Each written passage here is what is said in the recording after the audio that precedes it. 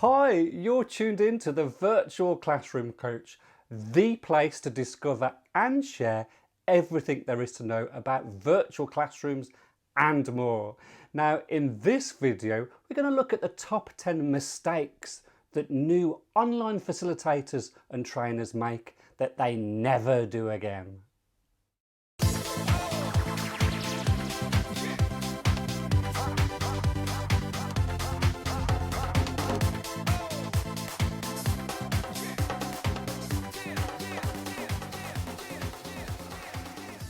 So don't forget to press that subscribe and like button.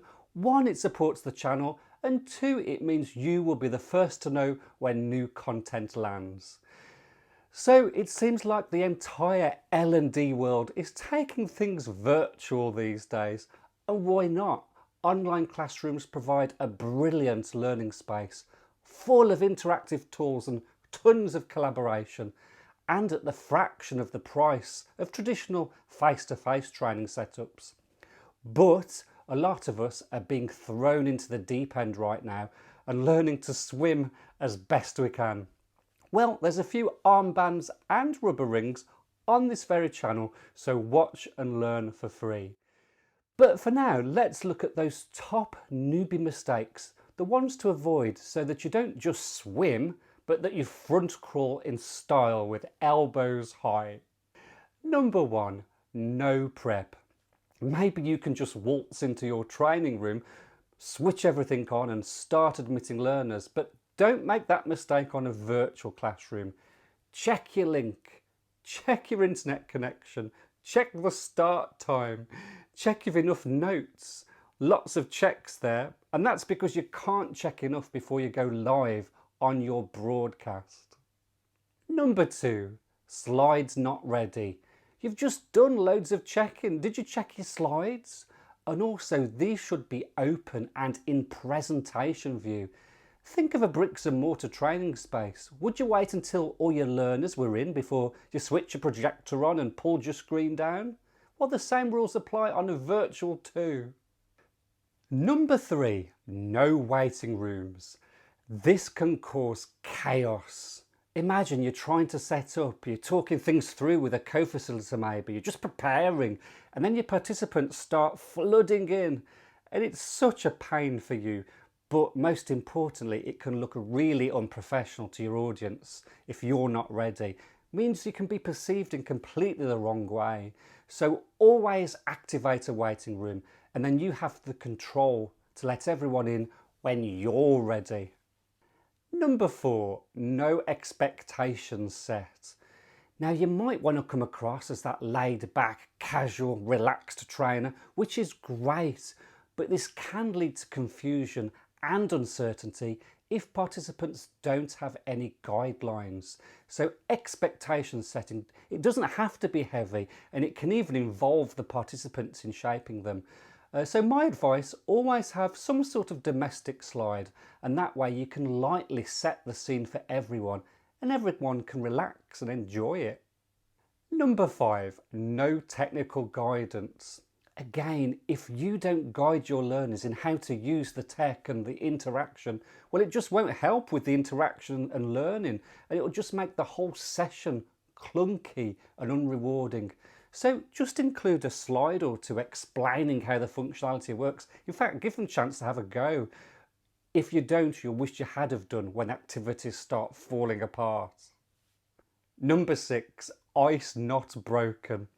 So basically, your participants will be non-participants if you don't make them feel welcomed and relaxed.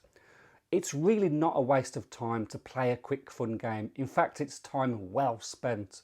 And if you don't invest in this activity, time will actually be wasted anyway with non-interactivity and lots of awkward pauses. Such a drag. Number 7, no control. You need to exert a lot of energy in virtual classrooms to keep control.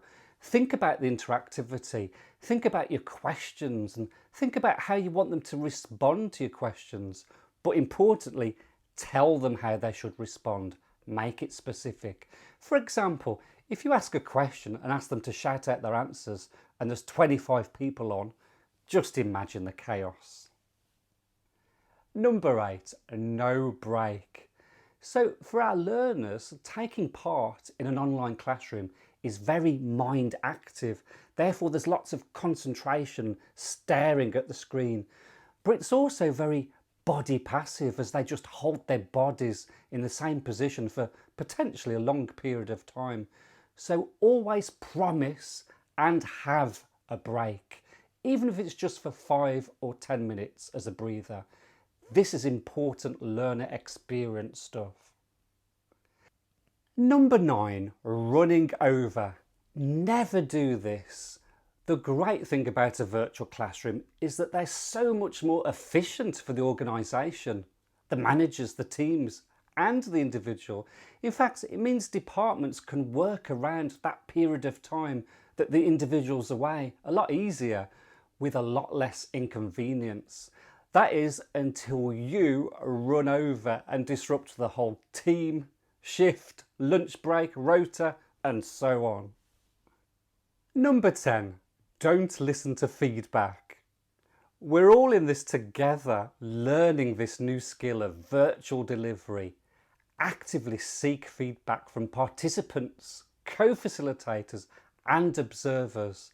You know, we have a lot of tech to think about when we're running a virtual classroom, which can so easily distract us from using our usual expert facilitation skills efficiently. So seek and take feedback and use it to become an even better online facilitator for your future learners. That's it then, that's my top 10 mistakes to avoid as a new online classroom facilitator. You know what? We've all made these top 10 mistakes, so you don't have to. There's lots of other videos and resources on here as well to further support your quest in becoming a virtual classroom champion. So why not browse them all right now?